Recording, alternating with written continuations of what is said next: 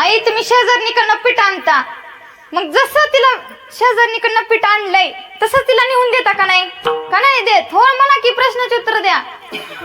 देता का नाही? मग तसं जगद्गुरु तुकोबराय म्हणतात, मी माझा देह जसा भगवान परमात्म्याकडून आणलाय ना, मी तसाच माझा देह भगवान परमात्म्याला दिलाय. हा, तसं पाहायला गेलं तर मला सांगा, आपलाच का देह स्वीकारत नाही भगवान परमात्मा? तुकोबरायांचाच का देह स्वीकारला? कारण आपला देह विकाराने भरलेला आहे. काम, क्रोध, लोभ, माया, रज, तम, सत्व. हा, ते विकार जर तुम्हाला घालवायचे असतील ना तर कीर्तनात यावं लागतं. मग तेव्हा हे आपले क्रोध ती निघून जात बर का. मग तसं कारण तुकोबरांचं जीवन हे विकार हित होतं आणि आपलं जीवन विकाराने भरलेलं आहे. मला सांगा, आता आई तुम्ही पहिलं भाकरी करायचा, मग तुमची भाकर पहिली कशी फुगायची? टम फुगत होती का नाही?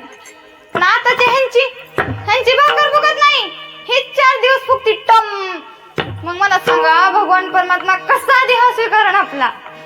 नाही स्वीकारू शकणार. Oh,